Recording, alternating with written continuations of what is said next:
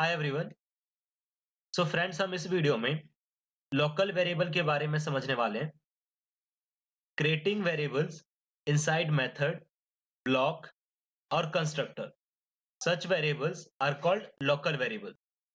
मतलब ऐसे वेरिएबल्स जो हम किसी मेथड, ब्लॉक और कंस्ट्रक्टर के अंदर बनाते हैं, उस वेरिएबल को हम लोकल वेरिएबल बोलते हैं एंड इसको स्टैक में स्टोर करते हैं हम। सो फ्रेंड्स, आपको पता होगा कि स्टैक में फंक्शन एग्जीक्यूट होने के बाद ये जो फंक्शन है ये डिलीट हो जाता है, तो मतलब वो वेरिएबल भी डिस्ट्रॉय हो जाता होगा। एंड लोकल वेरिएबल का जो स्कोप होता है वो सेम उसी मेथड, ब्लॉक और कंस्ट्रक्टर के अंदर ही होता है। उसके बाहर अगर आप एक्सेस करोगे तो एरर आ जाएगा। जो लोकल वेरिएबल है वो हम किसी टेम्पररी यूज के लिए बनाते हैं। ठीक है, मतलब मेथड के अंदर बना लिया। अब जैसे ही मेथड का एग्जीक्यूशन एंड होगा तो वो वेरिएबल भी डिस्ट्रॉय हो जाएगा। ओके फ्रेंड्स, सो इसी को एक प्रोग्राम के थ्रू समझते हैं। सो फ्रेंड्स, इस प्रोग्राम में हमने यहाँ पे एक वेरिएबल बनाया, इंट x इक्वल्स टू 0। और ये जो वेरिएबल है ये हमने मेन मेथड के अंदर बनाया।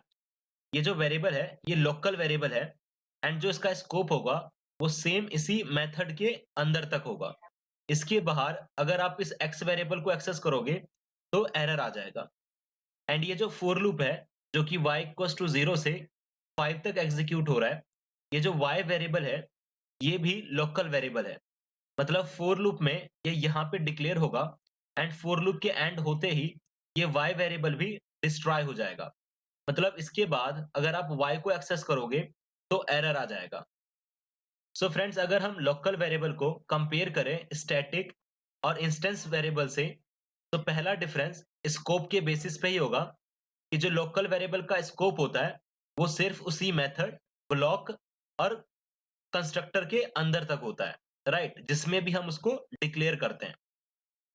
एंड जो सेकंड डिफरेंस होगा वो ये है कि आपको लोकल वेरिएबल को हमेशा इनिशियलाइज करना ही होगा, वेयरएज जो स्टैटिक और जो इंस्टेंस वेरिएबल होते हैं उसमें कंपलसरी नहीं है कि आप उस वेरिएबल को इनिशियलाइज करो। लेकिन लोकल वेरिएबल में हमेशा आपको जहां पे आप डिक्लेयर करोगे वहीं पे आपको उसको इनिशियलाइज करना होगा। ओके फ्रेंड्स, सो फ्रेंड्स, इस प्रोग्राम में यहाँ पे हमने x और y की वैल्यू को प्रिंट किया है और आप देख रहे हो कि y पे एरर आ रहा है, क्रिएट्स लोकल वेरिएबल y।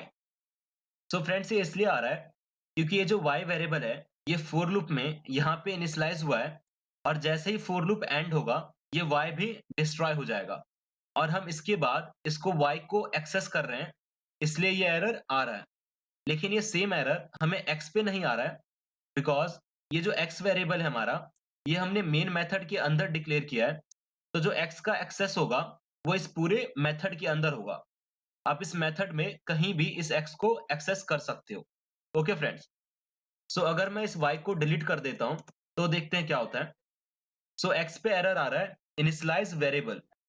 तो आप जब भी लोकल वेरिएबल बनाओ आपको वहीं पे ही उस वेरिएबल को इनिशियलाइज भी करना होगा, वरना कंपाइल टाइम एरर आ जाएगा। जैसे ये y लोकल वेरिएबल है, तो अगर इसको इनिशियलाइज ना करूं तो आप देख रहे हो फिर से एरर आ रहा है, initialize variable. Okay friends, let's see अगर मैं क्या करता हूं, x को इंस्टेंस वेरिएबल बना देते हैं। तो यहाँ पे देख रहे हो आप एरर आ रहा है और लिखा है change x to static. So friends, ये इसलिए आ रहा है क्योंकि आप नॉन स्टैटिक वेरिएबल को स्टैटिक मेथड के अंदर एक्सेस कर रहे हो। सो आपको पता है कि ये जो इंस्टेंस वेरिएबल है इसकी जो एग्जिस्टेंस है वो ऑब्जेक्ट से ही होती है, राइट।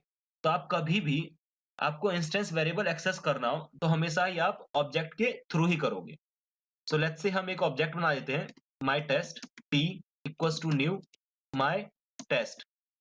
ठीक है, और टी डॉट एक्स मतलब टी जिस ऑब्जेक्ट को रेफर कर रहा है उसके एक्स वेरिएबल को हम एक्सेस कर रहे हैं।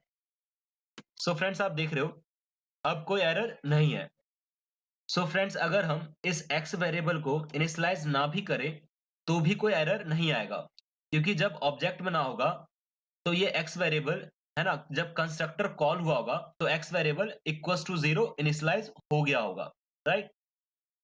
सो आप कभी भी इंस्टेंस वेरिएबल को एक्सेस करोगे तो हमेशा ही ऑब्जेक्ट के थ्रू करना पड़ेगा, क्योंकि आपको पता है कि जो इंस्टेंस वेरिएबल है उसकी सेपरेट कॉपी बनती है ऑब्जेक्ट में, तो आप किस ऑब्जेक्ट की एक्स कॉपी की बात कर रहे हो, ये हमेशा आपको स्पेसिफाई करना होगा, राइट? लेकिन अगर यही स्टैटिक होता, तो देखते हैं क्या होता। सो फ्रेंड्स, अगर मैं टी डॉट एक्स की जगह सिंपली एक्स लिखूं, तो भी कोई एरर नहीं आ रहा है, क्योंकि ये जो स्टैटिक वेरिएबल है, इसकी एक ही कॉपी बनती है। सो फ्रेंड्स, अगर मैं टी डॉट एक्स बोलूं या सिंपली एक्स बोलूं, बात तो इसी वेरिएबल की हो रही है ना, ठीक है? सो आप स्टैटिक वेरिएबल को डायरेक्टली नेम से भी एक्सेस कर सकते हो। बट फॉर बेटर कोडिंग हमेशा ये सजेस्ट किया जाता है कि आप स्टैटिक वेरिएबल को क्लास नेम डॉट ऑपरेटर से एक्सेस करो, मतलब माई टेस्ट डॉट एक्स, ठीक है? मतलब माई टेस्ट क्लास का एक्स वेरिएबल। आपको पता है इस क्लास में एक ही एक्स वेरिएबल होगा, है ना? तो बेटर कोडिंग के लिए हमेशा सजेस्ट करा जाता है स्टैटिक वेरिएबल को क्लास नेम डॉट से एक्सेस करना। ओके फ्रेंड्स, सो अगर मैं यहाँ पे सिंपली एक्स बोलूं या माई टेस्ट डॉट एक्स बोलूं या टी डॉट एक्स बोलूं, ये तीनों की तीनों इसी एक्स को रेफर कर रहे हैं। आई होप कि ये बात आपको क्लियर हुई होगी।